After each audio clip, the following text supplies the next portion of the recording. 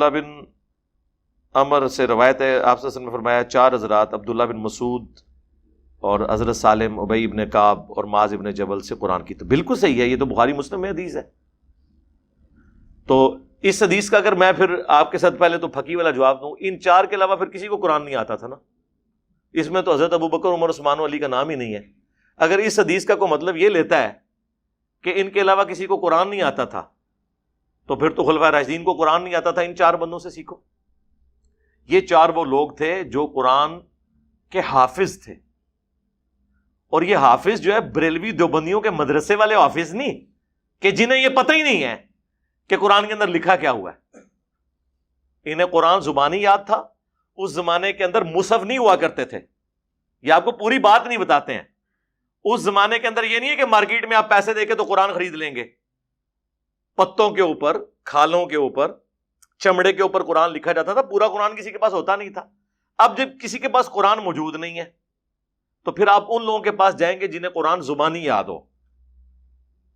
آپ کے پاس تو اس سے بہتر آپشن موجود ہے، موبائل فون۔ عبداللہ ابن مسعود سے اگر آپ کہیں نا کہ ان اللہ و ملائکتہ یصلون علی النبی اللہم صلی علی محمد وعلی آل محمد، یہ آیت جو ہے وہ تو یہ تو آپ کو وہ بتا دیں گے کہ سورۃ الاحزاب میں یہ آیت ہے۔ اگر ان سے ہی پوچھیں کس نمبر کے اوپر ہے تو وہ نہیں بتا سکیں گے، اس لیے کہ اس زمانے میں آیات کی نمبرنگ نہیں ہوئی تھی۔ لیکن ہمارے تو بچے کو پتا ہے کہ سورۃ الاحزاب کی 56 نمبر یہ آیت ہے۔ عبداللہ ابن مسعود کے ہاتھ میں مصحف ہونا، ان سے پہلے ہمارا بچہ اس آیت کو نکال لے گا۔ یہ مانتے ہیں کہ نہیں؟ اس میں توہین والے پہلو کو آپ سائڈ پہ رہنے دیں، کوئی پڑھی لکھی گل کرو، ان مولویوں نے چھوڑ دو۔ دیکھو نا جی، میں تو سب سے ٹکر لی ہے نا کوئی، بلکہ امام بخاری نے صحیح بخاری لکھی ہے نا۔ اگر ہم امام بخاری سے کہیں نا کہ آپ یہ بتائیں کہ عمار کو باغی جماعت قتل کرے گی، عمار انہیں اللہ اور جنت کی طرف بلائے گا، وہ جماعت دوزخ کی طرف بلائے گی، یہ صحیح بخاری میں حدیث جو لکھی ہے آپ نکالیں، ان سے پہلے ہمارا بچہ یہ حدیث نکال لے گا، وہ 2812 نمبر ڈالے گا، امام بخاری کو کہے گا حضرت آپ تو صفحے یہ دیکھیں میں نے نکال دی ہے۔ تو امام بخاری اس پہ غصہ نہیں کھائیں گے کہ تو میرے تو بڑا مولوی ہے، وہ خوش ہوں گے یار اتنی ویلیو ایڈیشن کی ہے بعد کے لوگوں نے۔ امام مسلم کو یہ حدیث ڈھونڈنے میں ٹائم لگے گا کہ علی سے محبت نہیں رکھے گا مگر مومن، علی سے بغض نہیں رکھے گا مگر منافق، لیکن ہمارا بچہ تو صحیح مسلم میں 240 ڈال کے سیکنڈز کے اندر سامنے رکھ دے گا۔ تو اس وقت کی برکات ہے نا۔ تو یہ جو کہا گیا 4 بندوں سے قرآن سیکھو، یہ نہیں ہے کہ 4 بندوں سے قرآن سیکھنے کے بعد کہو کہ جو بزرگ فرماتے ہیں ہم نے وہ کرنا ہے۔ وہ سیکھنا ہے اس لیے کہ مصحف ہے نہیں تھا، تو پھر جس کے پاس زبانی تھا اسی سے سیکھنا تھا۔ ہم تو علماء سے بھی کہہ رہے ہیں کہ آپ سکھائیں، کوئی ایک مدرسہ بتائیں اس روئے ارض کے اوپر جو حافظ قرآن کو اس وقت تک ڈگری نہ دیتا ہو جب تک کہ اسے یہ نہ پتا اس میں کیا لکھا ہوا ہے۔ تو آپ سب کے سر، آپ سے مراد علماء کے، شرم سے جھک جائیں گے۔ آپ کے سارے مدرسوں میں بغیر ترجمہ پڑھائے ہوئے ڈگری دیتے ہیں حافظ کو۔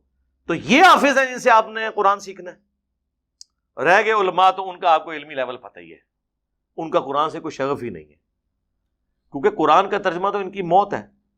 نہ یہ قرآن کی توحید کے اوپر ہے، نہ قرآن کی رسالت کے اوپر ہے۔ قرآن کی توحید پہ یہ جائیں گے تو جا کے بابوں کو اور قبروں کو پکاریں گے، یا یہ لکھیں گے المعند کی طرح کہ ہم قبروں سے جائز طریقے سے فیض لینے کے قائل ہیں، تو لوگ تو پوچھیں گے حضرت قرآن میں تو یہ کہیں نہیں لکھا ہوا، حدیث میں تو کہیں نہیں لکھا ہوا۔ تو ان کی موت ہے۔ جب یہ امت کو یہ پابند کریں گے کہ آپ نے 4 ہستیوں میں سے ایک کا مقلد ہونا ہے ورنہ آپ کا ایمان ہی مکمل نہیں ہے، ظاہر ہے جب آپ کہہ رہے ہیں تقلید واجب ہے تو اس کا مطلب ہے وہ بنیادی چیز ہے، اس کا تارک جو ہے وہ حرام کا مرتکب ہے۔ تو ایک معصوم آدمی تو آپ سے سوال کرے گا کہ ان 4 امام اگر اتنے امپورٹنٹ تھے تو قرآن میں ان کا کہیں نام آیا ہو، حدیثوں میں کہیں آیا ہو؟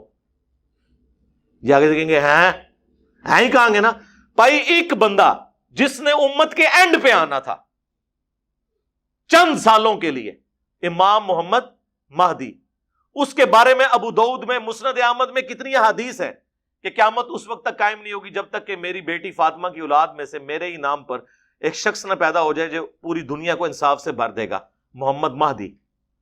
جس بندے نے چند سالوں کے لیے قرب قیامت میں آنا ہے، اس کے بارے میں تو بخاری مسلم میں احادیث موجود ہوں، ابو داؤد مسند احمد میں احادیث موجود ہوں، اور جن بندوں کے اوپر انہوں نے پوری امت کو کھڑا کیا ہوا ہے حضور کے زمانے کے 200 سال سے لے کے قیامت تک، ان کے نام ہی نہ موجود ہوں، نہ ان کا کہیں پہ ذکر ہو۔ امام مہدی کے بارے میں 10 حدیثیں، ان کے بارے میں 10,000 ہونی چاہیے تھی، کیونکہ مہدی سے تو بڑی پرسنالٹی ہے نا، مہدی نے تو آنا چند سال کے لیے. امام حنیفہ، امام شافعی، امام مالک، احمد بن حنبل کو تو یہ ریٹائر ہی نہیں کرنے کے لیے تیار ہو رہے. یہ ان کی توہین نہیں ہے، ہم ان کی تعلیمات سے استفادہ کرتے ہیں، لیکن اجتہاد اسلام کی خوبصورتی ہے. امام شافعی نے 80% مسائل میں امام حنیفہ کے خلاف فتوے دیے ہیں، کیونکہ امام شافعی نے بنیاد رکھی صحیح احادیث کے اوپر. امام حنیفہ تک احادیث نہیں پہنچی تھی، انہوں نے تابعین کے اقوال اور اپنے اجتہاد کے مطابق غلط فیصلے کر دیے، ان کے اپنے شاگردوں نے اس کو بدلا.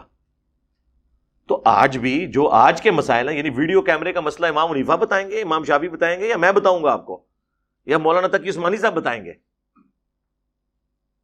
آج کے دور کے مسئلے نا. تو اجتہاد اسلام کی خوبصورتی یہ جاری رہے گا. کتاب اللہ، سنت اور اجماع، اور اجماع بھی پوری امت جس کو مانتی ہو، چند لوگ نہیں. 8 سے 100 سال پہلے تک تو انہوں نے اجماع کیا تھا کہ کعبے میں 4 مصلے ہونے چاہیے، اٹھا کے پرے مارے اللہ تعالیٰ نے ان کا اجماع. اور وہ اجماع کیا تھا جو شروع 400 سال پہلے ہوا تھا. میرے بھائی، نبی علیہ السلام کی وفات سے لے کر سلطنت عثمانیہ تک کعبے میں 4 مصلے نہیں تھے. جو چیز آپ صلی اللہ علیہ وآلہ وسلم کے مبارک دور سے لے کر آلموسٹ 1000 سال تک، یا احتیاطاً کہہ لیں تو 800 سال تک ایگزسٹ ہی نہیں کرتی تھی، بعد میں آپ نے کی، اس کے اوپر کہاں سے آپ نے اجماع کر دیا؟ تو دیکھیں اللہ نے ایسا اجماع اٹھایا. اب تو ویسے قیامت تک نہیں ہوگا، کیونکہ اب تو حنفی بھی 2 ہو گئے ہیں، حنفی بریلوی اور حنفی دیوبندی. اب تو ان کو حنفیوں کے بھی 2 مسئلے ڈالنے پڑ جائیں گے، کیونکہ المؤنث میں لکھا ہے کہ یہ شیطانی لشکر ہے احمد بریلوی، ان کی جماعت جو ہم پہ حملہ آور ہوا ہے. اور اسام الارمین میں لکھا ہے علماء دیوبند جو ہیں ان کے کفر میں شک کرنے والا بھی کافر ہے، یہ مرتد ہے، یعنی واجب القتل ہے. اونٹ تسی کر لو اجماع. تو یہ کہانی ہے. اور میں آپ کو بتاؤں، یہاں پہ جتنی باتیں ہوتی ہیں نا، قرآن اور سنت کے ریفرنس سے ہوتی ہیں. آپ ہمارے مخالفین کو کبھی سنیں، ستی باتیں کر کے سائڈ پہ ہو جاتے ہیں. اب یہ بھی مجھے پتا ہے جس مفتی کی آپ کلپ میں سے بات کر رہے ہیں، اللہ کے بندو، یہ تو شے ہی کوئی نہیں ہے. ان کے جو مرے ہوئے جن کے نام یہ وضو سے لیتے ہیں، وہ کوئی شے نہیں ہمارے اسٹوڈنٹس کے سامنے. ان کی آپ کے باتیں کریں گے؟ ان بیچاروں نے وہی کچھ پڑھا ہوا ہے جو کچھ پیچھے سے سنا ہوا ہے. ان کا حال تو پاکستانی ٹیم والا ہے کرکٹ کی، کہ جو پھٹا پچوں کے اوپر چھکے مارتے ہیں، وہ جب گراس والی پچ آتی ہے تو 20 کے اوپر پوری ٹیم آؤٹ ہو جاتی ہے. ان کو تو پتہ ہی نہیں ان کا واسطہ کس کے ساتھ پڑ گیا. تو یہ علم کی دنیا ہے، یہ اس طرح ہے ہی نہیں تھا. ہم نے کبھی نہیں کہا، میں شروع سے یہ کہتا آ رہا ہوں. آپ میرا یوٹیوب پہ آج سے کچھ 6-7 سال پرانا کلپ دیکھ لیں، علماء سے دین سیکھنے کا طریقہ. میں تو کہتا ہوں علماء سے سیکھیں، میں تو کہتا ہوں پوچھو علماء کو، پوچھیں علماء کو نہیں، پوچھو کہ کہاں لکھا ہوا ہے. یہ کہتے ہیں ہمیں آپ یہ نہ پوچھیں کہاں لکھا ہوا ہے، ہم آپ کو دین سکھائیں گے. بھائی دین کہاں سے مانے آپ کا؟ دین تو آپ نے ہمیں یہ بتانا ہے کہ جو آسمان سے نازل ہوا ہے اس میں یہ کہاں لکھا ہوا ہے. اب ہم ان کو کہہ رہے ہیں بار بار کہ بتاؤ کس آیت اور حدیث میں لکھا ہے کہ رسول اللہ کی قبر اللہ کے عرش سے افضل ہے. اس کے اوپر ہمیں یہ کہیں گے فلانے بابے نے لکھ دیا. تو ہم پھر بار بار کہیں گے کہ میرے بھائی، جب ہم قرآن و سنت کے دلائل کی روشنی میں حضرت معاویہ رضی اللہ تعالیٰ عنہ، حضرت عمر بن عاص رضی اللہ تعالیٰ عنہ، حضرت مغیرہ ابن شعبہ رضی اللہ تعالیٰ عنہ سے اختلاف کر لیتے ہیں، تو بابے تے شاہی کوئی نہیں. کس کی دوست؟ ہم پہ دوست. ہمیں دوست لگانی ہے، قرآن و سنت کی لگائیں، خلفائے راشدین کی لگائیں. ہم اپنے سینے پہ لے کے اسے ایکسپٹ کریں گے. باپ پہ تو کوئی شے نہیں ہے، کوئی شے نہیں. اب تو چھوٹے چھوٹے بچے کہتے ہیں باپ پہ تو شے ہی کوئی نہیں. اچھا وہ کہہ رہے ہیں یہ بدتمیز لوگوں کو بنا رہا ہے، بدتمیز نہیں بنا رہے میرے بھائی. ہم جب یہ کہتے ہیں نا باپ پہ تو شے ہی کوئی نہیں، اس سے مراد ہمارے مقابلے پہ نہیں.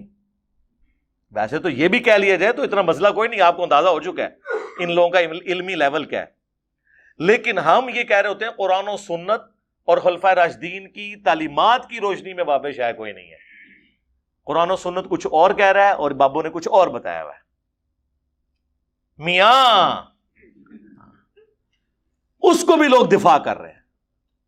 آپ دیکھیں میاں والی بات کا بھی دفاع کر رہے ہیں. وہ ایک مولوی نے کہا کہ وہ جی امام باقر، اور وہ یہ حدیثیں بھی ہم سے سن کے، ہم سے پہلے آج تک کس نے یہ حدیث بیان کی تھی؟ تم تو اہل بیت کا نام نہیں لیتے تھے، آج کہتے ہو ہم اہل بیت کو پہلے مانتے ہیں صحابہ سے. تم نے تو اہل بیت کا کبھی نام بھی نہیں لیا تھا، پہلے دوسرے کی تو بات ہی کوئی نہیں تھی. آیا ہو نا کڑگیچ. ہم سے پہلے کس نے روئے عرض پہ یہ حدیث بیان کی تھی صحیح مسلم کی کہ امام باقر علیہ السلام جب ملنے کے لیے گئے جابر بن عبداللہ کو، صحیح مسلم میں یہ حدیث ہے جو نبی علیہ السلام کے حج کا بیان، مشکات میں آپ کو 2555 نمبر پہ ڈیٹیل میں ملے گی یہ والی حدیث۔ تو امام باقر اب نوجوان تھے، امام جابر بن عبداللہ بوڑھے ہو چکے تھے، 80+ ان کی ایج تھی، نابینا ہو چکے تھے۔ انہیں جب پتہ چلا کہ میرے نبی کا بیٹا مجھے ملنے کے لیے آئے تو انہوں نے ان کو اپنے قریب کر کے ان کے سینے کے بٹن کھول کے ان کے سینے پہ ہاتھ پھیر کے اپنے پیار اور محبت کا اظہار کیا کہ تو میرے نبی کا بچہ ہے، تو مجھ سے جو بھی پوچھے گا میں تجھے بتاؤں گا۔ یہ ایک واقعہ جس میں ایک جز ہے، یہ اس سے وہ میاں کو ثابت کر رہے ہیں۔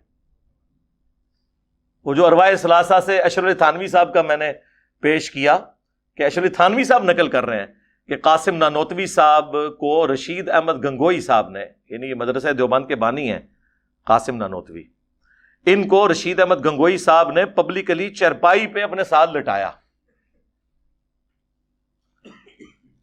یہاں تو لٹانے کا ذکر ہے میرے بھائی، لٹایا اور وہ ساتھ لیٹے، اور وہ قاسم نانوتوی صاحب ان کو کہہ رہے ہیں میاں لوگ کیا کہیں گے،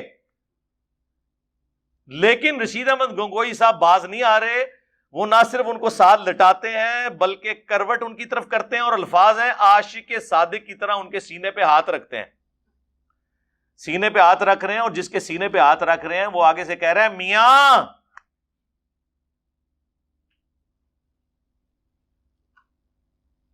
یہاں جابر بن عبداللہ نے جب پیار اور محبت کا اظہار کیا تو امام باقر نے تو کوئی آگے سے بات نہیں کی ہے، اور وہ کوئی لٹایا تو نہیں تھا۔ دو مختلف واقعات کو اپنے بابوں کو ثابت کرنے کے لیے کس لیول تک، اگر یہ سمجھتے ہیں نا تو بس ٹھیک ہے، یہ اپنے ممبروں پہ بیان کریں، اور یہ انہوں نے لکھا ہوا ہے کرامات اولیاء، ایسے جو کہ کرامت ہوئی ہے۔ ایک کرامات اولیاء ہے کہ ایک ولی نے دوسرے ولی نو اپنے نال لٹا لیا، کامیاب ہو گیا، وہ دی کرامت ہے۔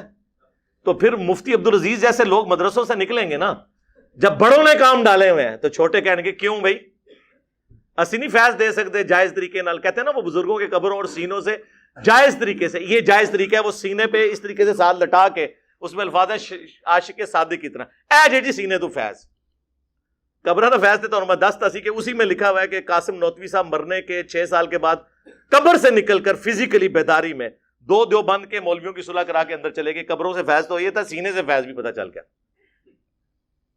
وہ کہتے ہیں جی ان کا پسینہ چھوٹ گیا، لوگوں نے کہا حضرت سردیوں میں آپ کو اتنا پسینہ، انہوں نے کہا حضرت نانوتوی آئے تھے ابھی مردہ نکل کے آ جائے تو پسینے کے ساتھ بہت کچھ اور بھی نکل جاتا ہے۔ اور نیچے اشرف علی تھانوی صاحب نے اس پہ حاشیہ لگایا، پتہ کیا لکھا انہوں نے کہا ہو سکتا ہے کہ حضرت کو اللہ نے الگ سے ایک جسم دیا ہو قبر سے نکلنے کے لیے، یا روح نے اپنا جسم اپنی خبیر سے خود تیار کر کے باہر آ گئی ہو۔ جی کم باذن اللہ، نہیں تو حضرت عیسیٰ اگر مورت مار دے سن زندہ کر دے سن تو اے قاسم نوتوی اپنے آپ خود پھوک مار کے بڑا زندہ نہیں کر سکتا، اے کہانیاں جی بہتو۔ اس لیے آپ دیکھیں یہاں سے مفتی صاحب گئے ہیں کراچی، جا کے 53 منٹ چیخے ہیں میرے اوپر، او تو 53 منٹ میرے پہ چیخنے کی بجائے نا 3 عقیدے میں نے بتائے تھے نا المحنت کے، 10 منٹ ان کے اوپر لگاتا، 30 منٹ، اور باقی کے جو 23 منٹ تھے نا تو وہ جو چیخنا تھا چیخ لیتا۔ اور ہم 2 گھنٹے یہاں بولے ہیں جسے کہہ رہے ہیں فضولیات، ان 2 گھنٹوں میں ہم نے درجنوں آیات اور سینکڑوں حدیث بیان کر کے ایک ایک چیز امت کو بتائی ہے۔ ابھی آخری کلپ آ رہا ہے، وہ ہم نے تیار کر لیا ہے 3-4 دنوں تک، اس کا نام ہی ہے لاسٹ کلپ، جس میں ان تینوں عقیدوں کو ایک جگہ جمع کر کے 26 منٹ کا وہ کلپ ہے۔ وہ سب کو وہ شیئر کرائیں کہ یہ مسئلہ ہے یار میرے بھائی، آپ مقدمے کو دوسری طرف کیوں لے کے جا رہے ہیں؟ جواب دیں 53 منٹ بجائے چیخنے کے، آپ 10 منٹ لگا کے بتائیں کہ یہ آیت ہے جی دیکھیں رسول اللہ کی قبر اللہ کے عرش سے افضل ہے۔ اور صحابہ کے پاس تو حضور کے بال مبارک تھے، انہوں نے نہیں کبھی کہا کہ یہ بال اللہ کے عرش سے افضل ہے۔ آپ قبر مبارک کو کہہ رہے ہو، خدا کے لیے خوف خدا کرو۔ تو ہم کہتے ہیں علماء سے پوچھے نہیں، پوچھو علماء، ٹھیک ہو گیا جی۔ علی بھائی امید ہے